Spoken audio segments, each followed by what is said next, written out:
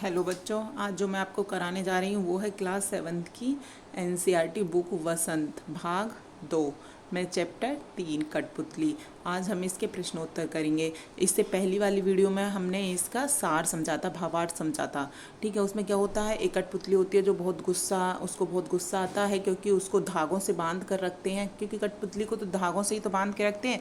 तो उसको गुस्सा आ जाता है, तो वो गुस्से में बोल पड़ती है कि हम ये बंधनों को तोड़ दो, इन धागों को तोड़ दो, हमें अपने पैरों पर चलना है। तो देखा देखी और कठपुतलियाँ भी कठपुतलियाँ भी क्या उसी तरह में बात करती हैं कि हाँ, हमें भी अपने पैरों पर आज़ादी के लिए लड़ती हैं, हमें भी अपने पैरों पर चलना है। तो लास्ट में क्या होता है कि जो पहली कठपुतली है वो सोच में पड़ जाती है कि उसने कहीं ये गलत फैसला तो नहीं ले लिया, कभी इन सब कठपुतलियों की जिम्मेदारी मेरे ऊपर है और मेरी वजह से ये मुसीबत में नहीं पड़ जाए। तो ये सब क्या होता है, कठपुतली का कविता है जो उसमें हम पढ़े थे। ठीक है, आज हम इसके प्रश्नोत्तर करेंगे। प्रश्न नंबर 1 है, कठपुतली को गुस्सा क्यों आया? उत्तर देखते हैं। कठपुतली को गुस्सा इसलिए आया क्योंकि वह चारों तरफ से धागों से बंधी हुई है। वह इन धागों को तोड़कर जमीन पर अपने पैरों से खड़ी होना चाहती थी। प्रश्न नंबर 2 देखते हैं। कठपुतली को अपने पाँव पर खड़े होने की इच्छा है, लेकिन वह क्यों नहीं खड़ी होती? उत्तर देखते हैं। कठपुतली अपने पैरों पर खड़ा होने की इच्छा रखती है, परंतु वह खड़ी नहीं होती। वह ऐसा इसलिए करती है क्योंकि जब उस पर सभी कठपुतलियों की स्वतंत्रता की जिम्मेदारी आती है तो उसे लगता है कि उसे बहुत ही सोच समझकर कदम उठाना चाहिए। क्योंकि उसको क्या लगता है कि कहीं मेरा कोई ये गलत फैसला तो नहीं है, मेरी वजह से ये जो कठपुतलियाँ वो मुसीबत में तो नहीं पड़ जाएंगी, इसलिए मुझे कुछ सोच समझकर कदम उठाना चाहिए था। ठीक है, अगला प्रश्न देखते हैं। प्रश्न नंबर 3, पहली कठपुतली की बात दूसरी कठपुतलियों को क्यों अच्छी लगी? उत्तर देखते हैं। पहली कठपुतली की बात बाकी कठपुतलियों को इसलिए पसंद आती है क्योंकि वे खुद भी स्वतंत्र होना चाहती थी पर कह नहीं पा रही थी। वे कौन? जो दूसरी कठपुतलियाँ थी। वे सभी अपने पैरों पर खड़ी होना चाहती थी और अपनी मर्जी से चलना चाहती थी, इसलिए उनको क्या, पहली कठपुतली की बात अच्छी लगी। देखते हैं। पहली कठपुतली ने स्वयं कहा कि ये धागे क्यों हैं मेरे पीछे आगे, इन्हें तोड़ दो, मुझे मेरे पाँव पर छोड़ दो। तो फिर वह चिंतित क्यों हुई कि ये कैसी इच्छा मेरे मन में जगी?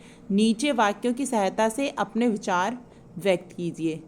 अब इसमें क्या कि कठपुतली स्वयं ही पहले तो बोलती है कि धागे क्यों मेरे पीछे आ गए, इन्हें तोड़ दो, फिर वो लास्ट में चिंतित क्यों हो जाती है?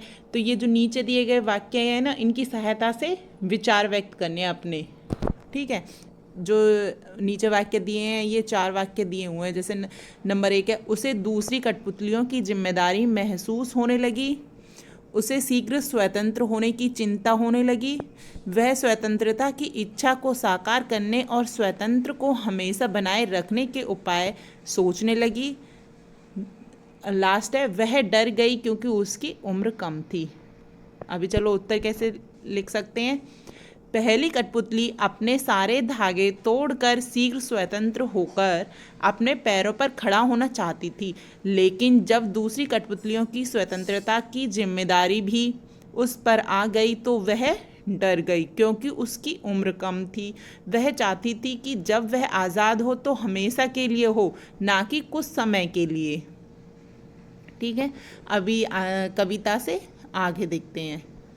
प्रश्न नंबर 1, बहुत दिन हुए अपने मन की छंद छुए, अर्थ और क्या हो सकता है? अगले पृष्ठ पर दिए हुए वाक्यों की सहायता से सोचिए और अर्थ लिखिए। ये जो वाक्य हैं इनकी सहायता से सोचना है और अर्थ लिखना फिर हमको। नंबर 1, बहुत दिन हो गए मन में कोई उमंग नहीं आई। नंबर 2, बहुत दिन हो गए मन के भीतर कविता सी कोई बात नहीं उठी जिसमें छंद हो, लय हो।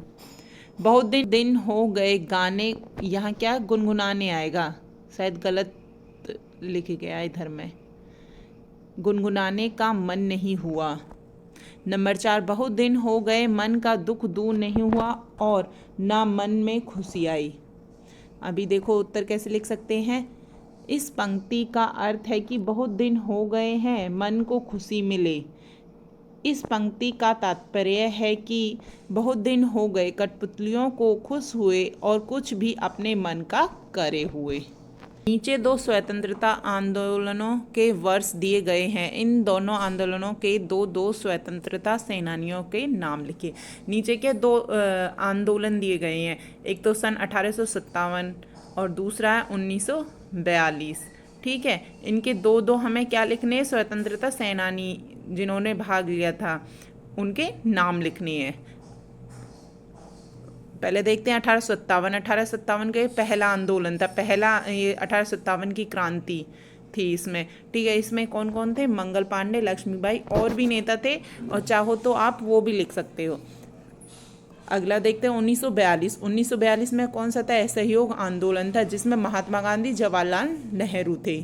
ठीक है, और भी नेता थे, आप उनके भी लिख और भी सेनानी थे, उनके भी नाम लिख सकते हो।